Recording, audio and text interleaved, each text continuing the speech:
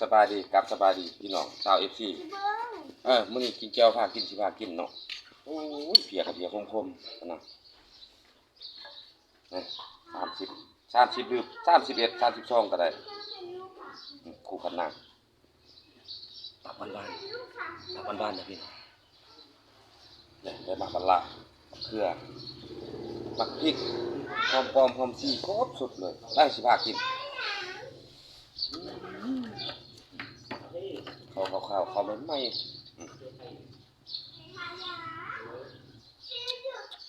นะ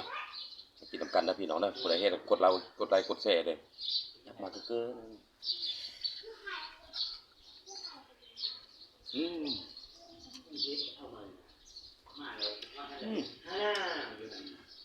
แซ่บเลยผมพี่น้องข้าง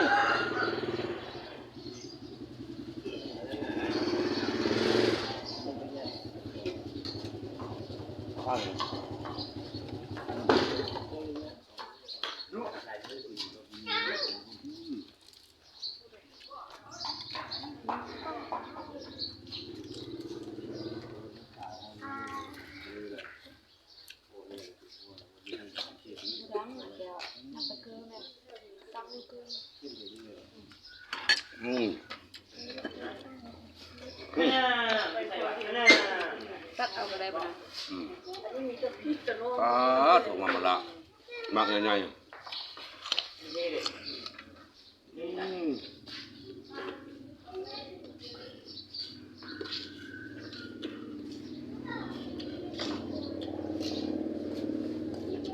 32ลืม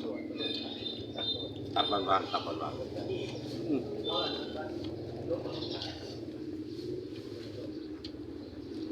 ที่ดูครับดังครับ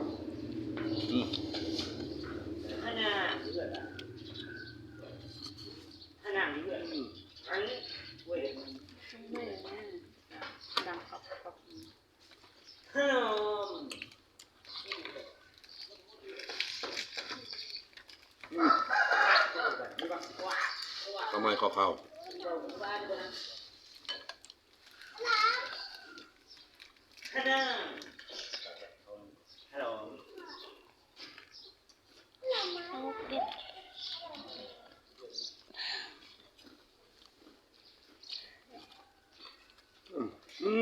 เริ่มเลย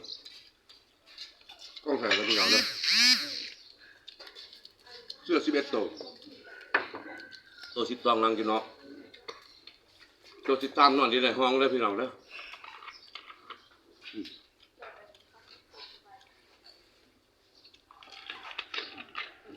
ว้าว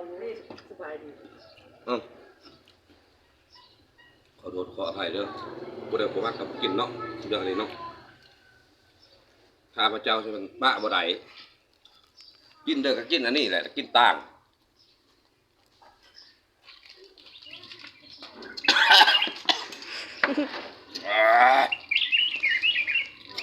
ปุ๊บเลย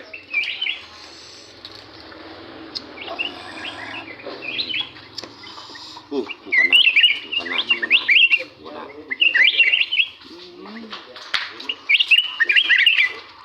มันเสียบโอ้ไปยิงนกชวดมากินบ่สูง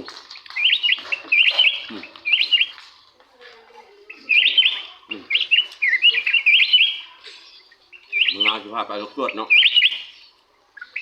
พี่น้องใครกินมาเห็นกินไม่ชอบ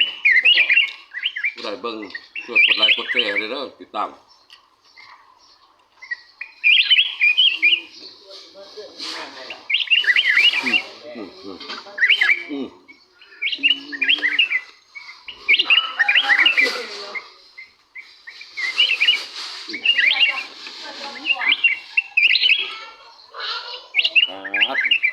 ขัดพี่น้องคมโถ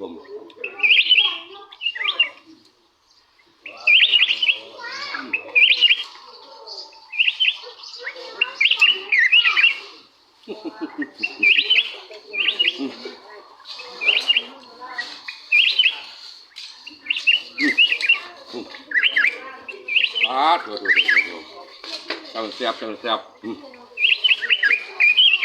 อืม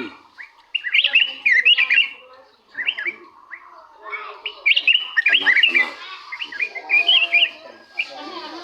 ตัดของเขา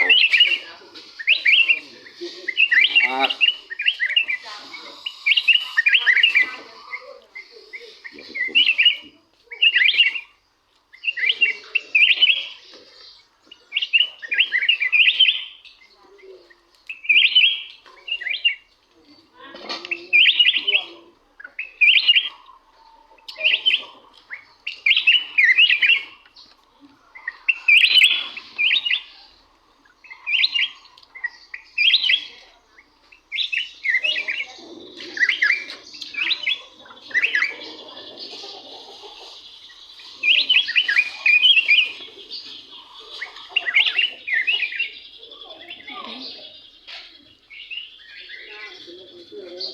ตายบนนี้คือบุลง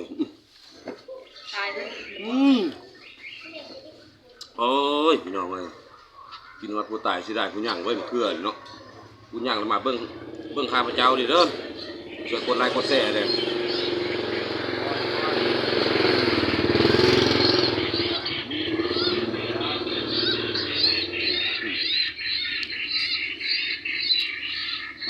ผักใหม่ๆสดๆเด้อผักใส่ขี้ไก่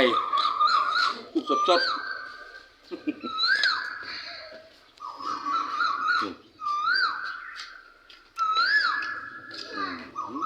ขนาด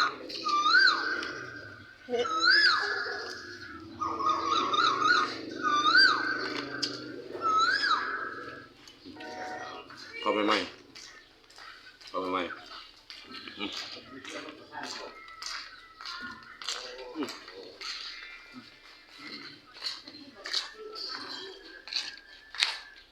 โอ้ของโปรด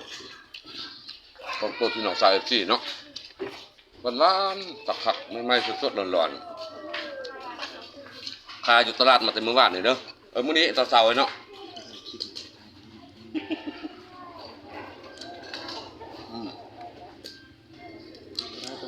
บาดโถ อันดังก็ปวดก้อนมันก็เข้า ไป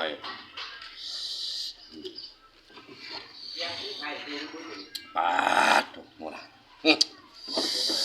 แซ่บเลย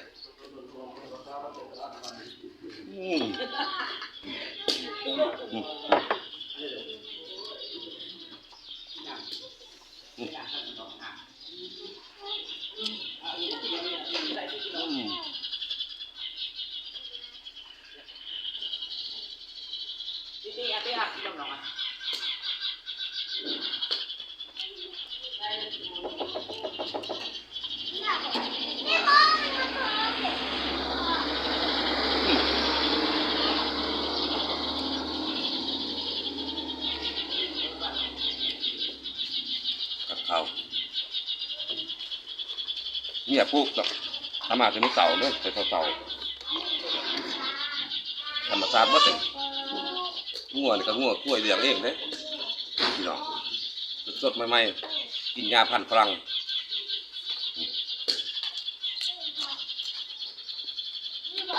เรื่องยูทูบอ่ะ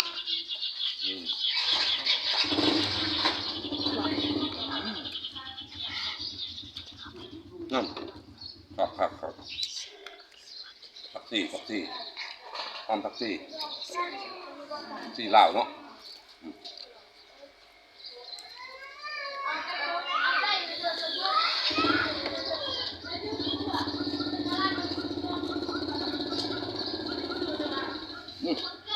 เพิ่ม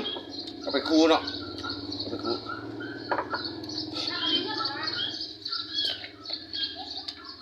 บอกจ่าเสื้อ11โต12นั่งอยู่นี่เนาะตัว12นั่งนี่ จุดหัวเทน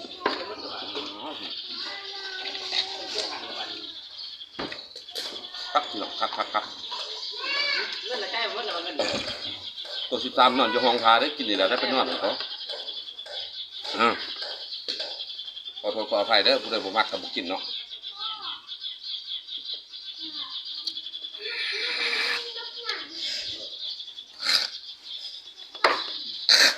เด้อ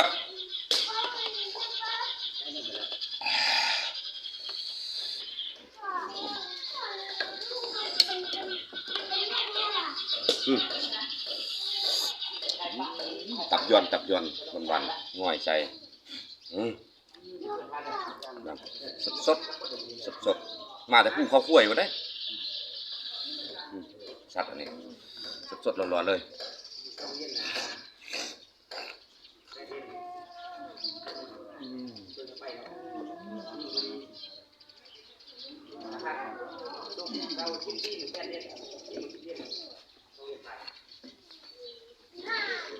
อืม